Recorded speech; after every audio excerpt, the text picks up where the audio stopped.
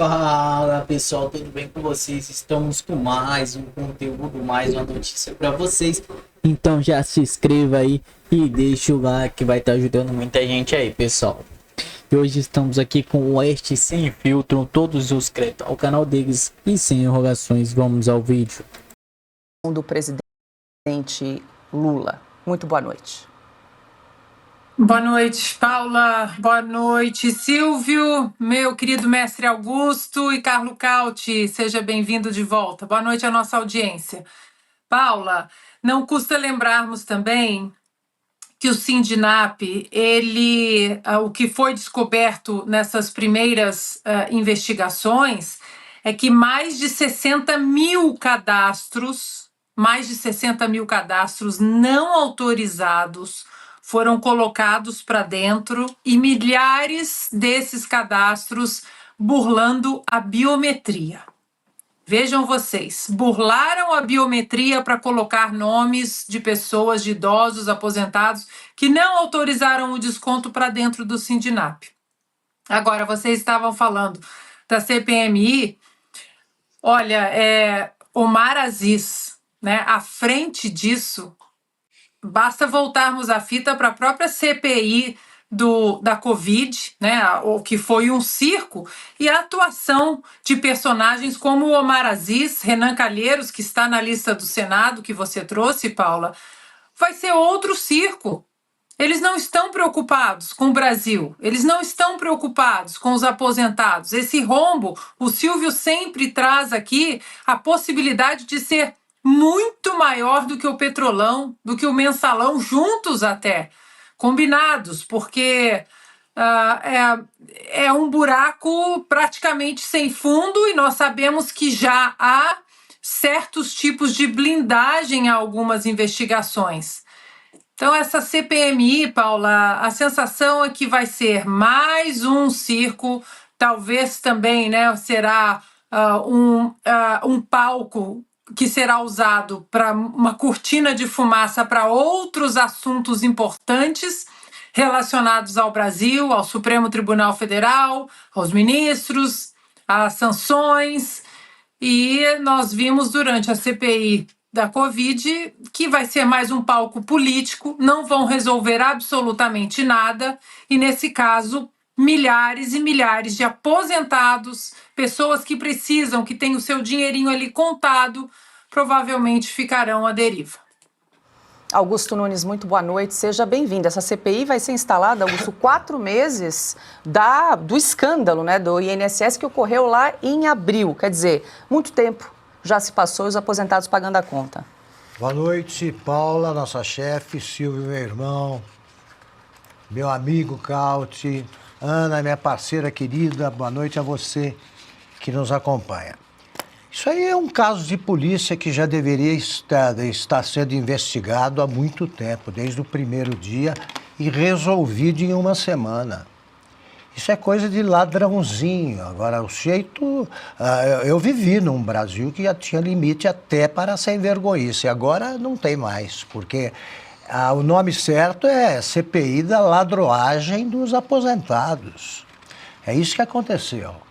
Sabe-se o que aconteceu, sabe-se quem fez, sabe-se como foi dado o golpe. Está muito simples. A polícia poderia se antecipar a isso, né? As autoridades, aí, os responsáveis pelo cumprimento da lei no Brasil deveriam ter se antecipado há muito tempo.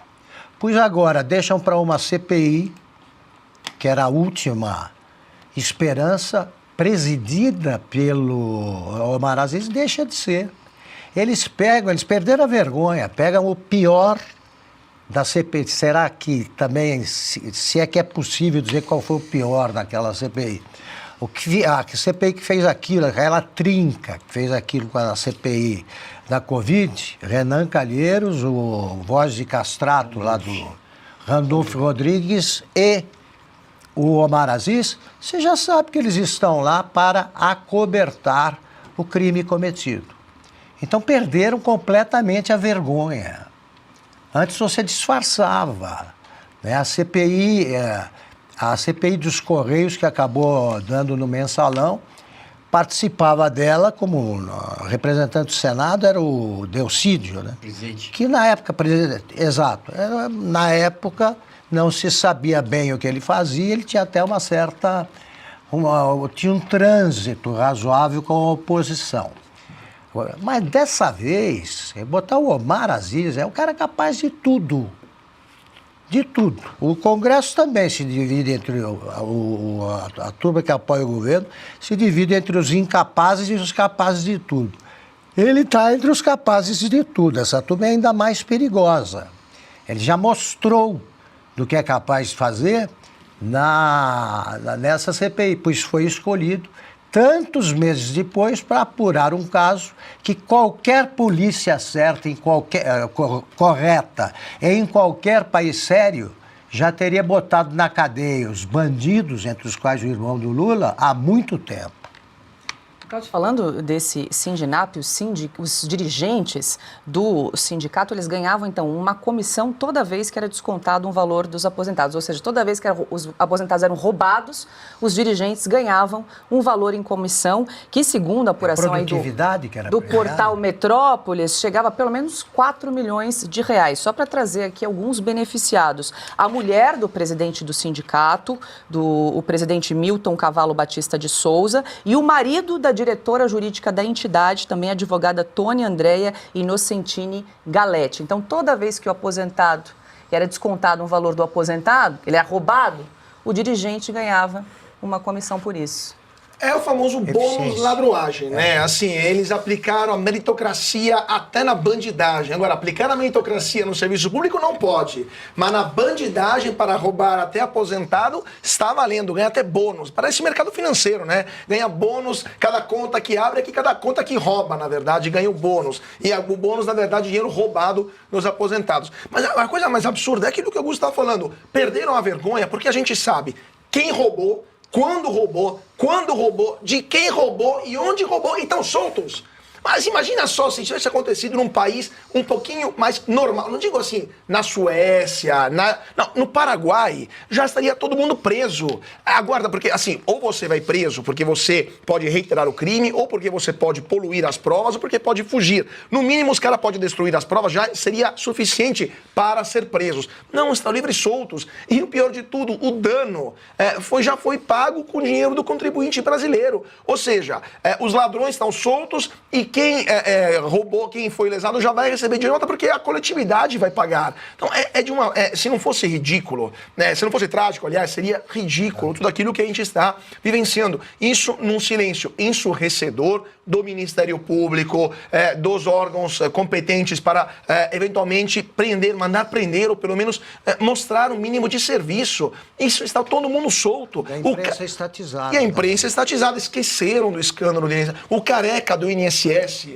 que também mostraram, já sabemos, já comentamos aqui, ligações espúrias com a alta cúpula lá em Brasília, também está livre e solto, reabriu uma empresa que faz a mesma coisa, o mesmo serviço, no mesmo local, no mesmo quarto, na mesma sala onde estava rodando a empresa que roubou todo mundo no INSS. Então, assim, perderam completamente o pudor, a vergonha, qualquer sentido de... Assim, não sabia nem como definir o comportamento dessas pessoas, porque eles sabem que vão ser impunes. No país onde temos uma quadrilha instalada no Palácio do Planalto, vocês acham que ladrões de aposentados vão sofrer alguma punição? É óbvio que não, e eles sabem e vão continuar roubando. Bom, agora 18 horas 4 minutos, programa só começando nessa segunda-feira, dia 18 de agosto. Aproveito para te convidar a participar do seu... Qualquer descumprimento configura ofensa à soberania. Banco Central e Febraban devem ser informados e estados ou municípios estão proibidos de propor novas ações fora do país em defesa da soberania brasileira. Ana, começamos com você. Essa decisão do ministro Flávio Dino repercutiu muito agora à tarde. Vamos lembrar que trata-se de uma ação aí do Instituto Brasileiro de Mineração, questionando aí a possibilidade de municípios moverem ações judiciais em outro país, no exterior, no caso a justiça inglesa. Agora, há uma discussão se essa decisão ela pode ser estendida para casos similares, se ela pode abrir um precedente. E aí, claro, tem a questão da aplicação Magnitsky, hoje aplicada contra o ministro Alexandre de Moraes, de uma discussão sobre os bancos brasileiros. Como é que os bancos brasileiros estão aplicando, adotando a regulamentação aí da lei Magnitsky em relação ao ministro Moraes. Bom, Paula, eu acho que é muito importante nós falarmos aquilo que muitos querem distorcer. Muitos, que eu digo, do Supremo Tribunal Federal, deste governo, que é a suposta interferência imperialista, yankee, estadunidense, na soberania do Brasil, nas leis do Brasil. Não há nada disso, absolutamente nada disso. A lei Magnitsky foi aplicada aqui nos Estados Unidos contra Alexandre de Moraes e não há absolutamente nenhuma obrigação dos bancos brasileiros de seguir a aplicação das sanções da lei Magnitsky. Isso é muito claro, ninguém está obrigando os bancos brasileiros a obedecer às sanções dos americanos. Ninguém. Só que os bancos brasileiros, eles operam no sistema SWIFT. Eles operam também sob acordos internacionais, aos quais o Brasil é um dos signatários. O que estamos diante, na verdade, muita gente falando, não, isso não tem nada a ver com a Magnitsky. Bom, mas já fomos todos, aposto que vocês aí do estúdio também, correndo lá no perfil do professor André Marcília e de outros economistas. E o professor Marcília explica muito bem. Ele diz que realmente essa ação não tem nada a ver com a Magnitsky.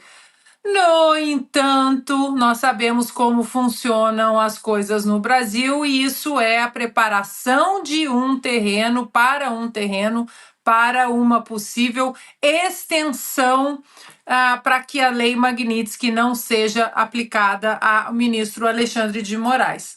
Agora, Paula, como nós falamos no esporte, a bola está do lado dos bancos do Brasil.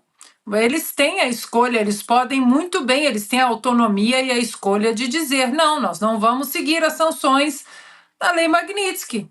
Ótimo! E os americanos vão aplicar exatamente as multas, foram bilhões de dólares em um banco que não seguiu as sanções da lei Magnitsky e os americanos vão continuar tocando a vida deles aqui normalmente. Não há, repito, nenhuma obrigatoriedade dos bancos brasileiros de obedecer. Eles podem salvar o ministro Alexandre de Moraes. O que eles não podem é tentar se salvar das implicações de querer salvar o ministro Alexandre de Moraes. E essas implicações, pelo que estamos vendo dos americanos, essas implicações, elas são pesadas. O Caute, a Ana mencionou, teve um banco francês que foi multado em 9 bilhões de dólares por desobediência aí da lei. A gente exibe, inclusive, publicamos no nosso site alguns dias atrás. Aí, o banco francês foi multado em quase 9 bilhões de dólares por ignorar as sanções dos Estados Unidos contra Cuba, Irã e Sudão. Quer dizer, os nossos bancos também correm o risco de levar uma multa como essa, nesse caso, Caute? Pois é exatamente aquilo que vai acontecer se os bancos brasileiros não se alinharem à lei Magnitsky, porque como a Ana estava falando, ninguém é obrigado a aplicar a lei a lei americana aqui no Brasil, mas também ninguém é obrigado a entrar no mercado americano. Ninguém é obrigado a operar em dólares. Pode muito bem operar no Brasil, como um banco regional qualquer que opera somente em reais, que não tem operações lá fora, que não faz transações de câmbio, que não faz operações com resseguradoras lá fora, que basicamente é isolado do sistema financeiro mundial e que não usa dólares para transações com nenhum lugar do mundo. Ninguém é obrigado a fazer isso. Claro, vai ficar o quê? Um banco minúsculo, basicamente um banco da Coreia do Norte, Safti, né, o banco iraniano da periferia do Irã, né, porque não vai poder utilizar o dólar como moeda fisicamente, porque o uso do dólar implica que você está sujeito à legislação americana. Você acaba podendo ser sancionado pelo fato de estar usando o dólar. Mas ninguém é obrigado. Ninguém é obrigado, por exemplo, a querer captar investidores internacionais aqui no Brasil. Lembrando que a Bolsa Brasileira, metade da Bolsa Brasileira diariamente são gringos que vêm e que aplicam dinheiro aqui. Ninguém é obrigado. Podemos reduzir a Bolsa pela metade.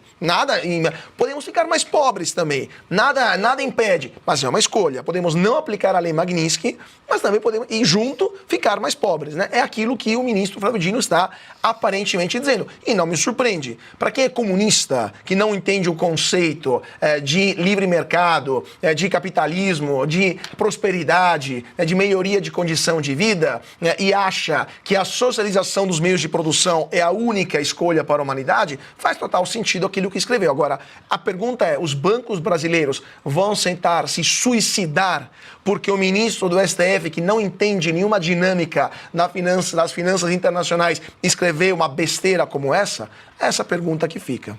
Diga, Augusto. Eu trabalhei em banco sem entender nada desse negócio aí, que o Claudio conhece muito bem, porque eu lidava com a área de comunicações do Bank Boston, quando era Banco de Boston ainda.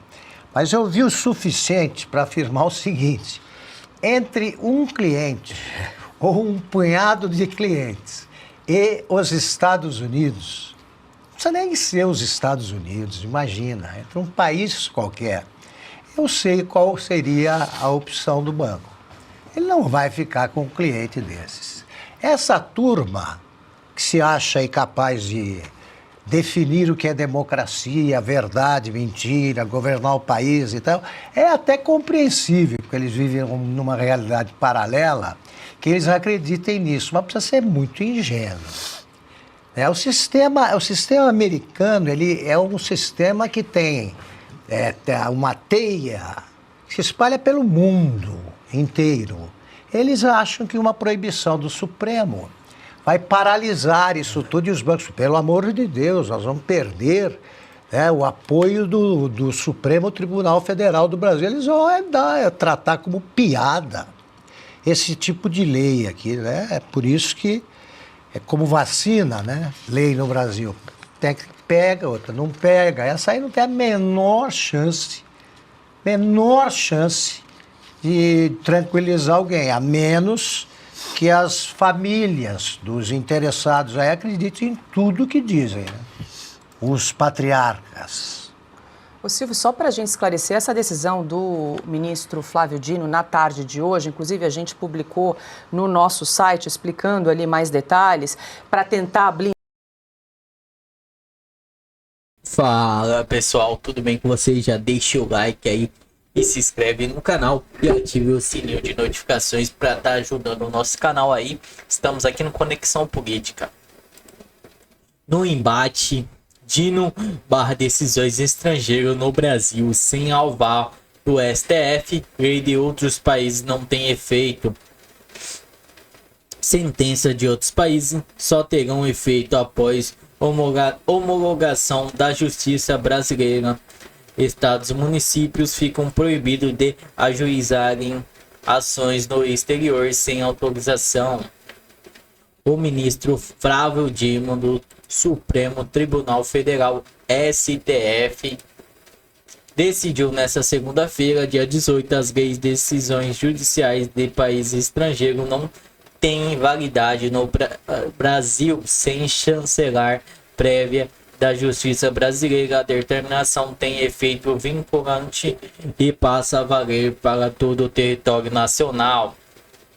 Sem mencionar diretamente na lei Magnitsky, aplicada pelos Estados Unidos contra o ministro Alexandre de Moraes, Dino afirmou que o Brasil tem sido alvo de diversas sanções e ameaça que buscam impor condutas a serem apenas ratificadas pelos órgãos de soberania nacional. A ação foi movida pelo Instituto Brasileiro de Mineração, IBRAM, que questionava a legitimidade de municípios brasileiros em mover processos no exterior com o caso de sanções ressarcimento relativas de desastre de Mariana em tramitação na Justiça da Inglaterra.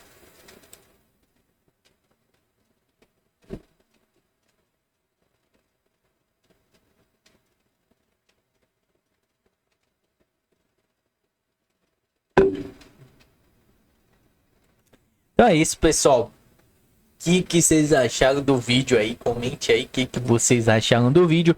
Comente aí o que vocês estão achando dessa barbaridade que o Flávio Dino tá tentando barrar a Magnística aqui no Brasil, trazendo um prejuízo aí para os bancos de pode ser de bilhões aí, trazendo a falência em alguns bancos aí que operam aí nos Estados Unidos e Brasil afora aí, né?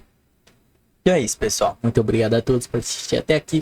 Não se esqueçam do like, que é muito importante para esse vídeo chegar para mais pessoas, e da sua inscrição e do sininho de notificações. Muito obrigado a todos e até a próxima.